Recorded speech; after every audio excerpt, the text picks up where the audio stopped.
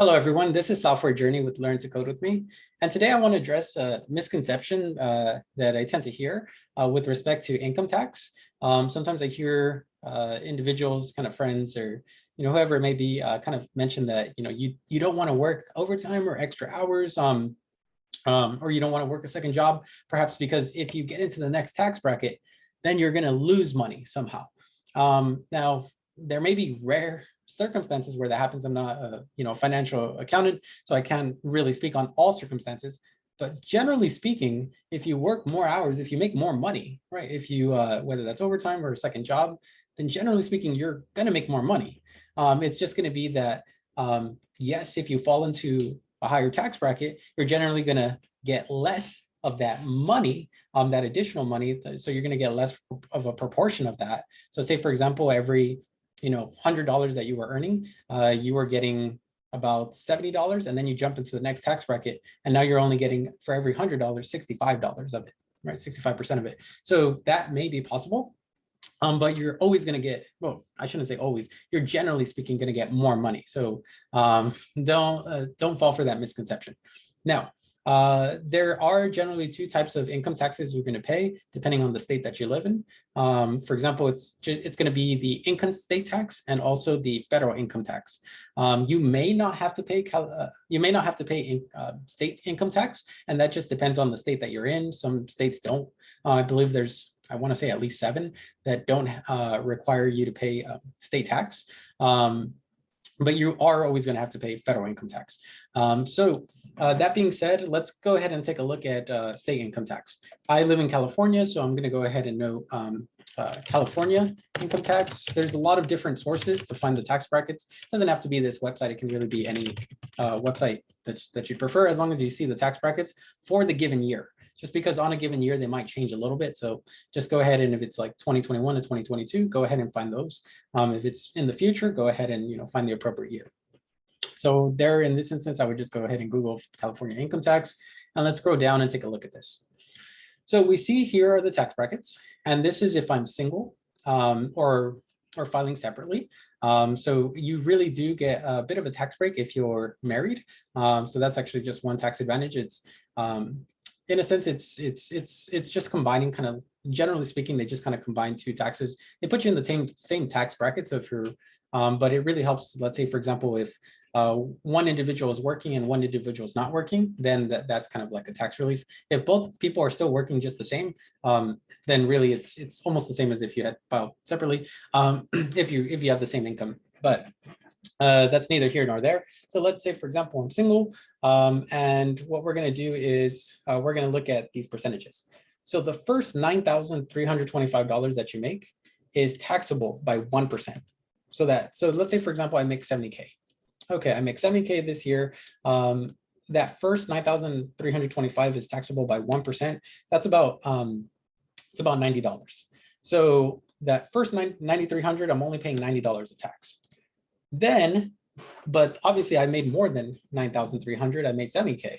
So we're going to go to this next bracket as well. There's several brackets that apply to me. So this next range from 9,300 to 22,000, the difference between those two is roughly 13 grand. And that 13 grand in this bracket, I pay 2% of that. So that ends up being 13 grand times 2, what's that, like $260 plus this $90 from earlier. And then I also have to go into the next bracket because this is also within less than or equal to 70,000. So I have to go ahead and take a look at this. Here's another 12%. I have to, or sorry, 12,000 that I have to pay at 4%. And so that's going to be $480. And then you continue to go. So in this instance, it would be 14,000 at 6%. Perfect. In this case, it would be about 13,000 at 8%. And then the last bracket that would apply to me is this one right here. The last bracket, let's say I'm at 70,000. Well, it starts at 61K and it goes up to 71,000 because that's how much I made. So that difference is 90,000. I'm sorry, that difference is 9,000. And that 9,000 I have to pay at 9.3%. But you could see that it's pretty difficult for one part to get to the next tax bracket, to 10.3%. I mean, that's excellent for you if you're making more than 312,000. But generally speaking, you're going to stay within this level. But let's say, for example, I made more. Let's say I made 400,000. and people are telling me not to make more money because 400,000, I would go to the next tax bracket. Well, that's completely okay, because the amount in between here would still get taxed at 9.3%. It's just any extra would get taxed at 10.3%. So let's say if I did make that 400,000, then only, what's that, 88,000 would be taxed at 10.3%. So that's just how taxes work. It's like a running total, right? The same thing applies to federal income tax. Let's go ahead and take a look. If we look at the federal income taxes, we could see that same formula kind of apply. The first $9,950 in this instance gets taxed at 10%.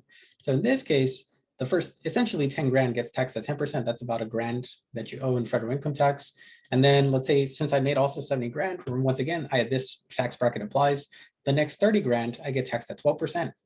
The next, and remember, since technically I don't go to the next bracket, since I stop at 70K, then the next 30K as well here, I get taxed at 22%. Right, so you can see how it's all incremental. The tax bracket doesn't apply to your entire income. It only applies to the sections in which it pertains. So you kind of section off your incomes. Another thing to consider is you want to make sure you're just in the right category. So once again, I'm single, so I'd be filing as a single filer. However, if you're filing with your partner, let's say if you're married, then that would be within this bracket and accordingly.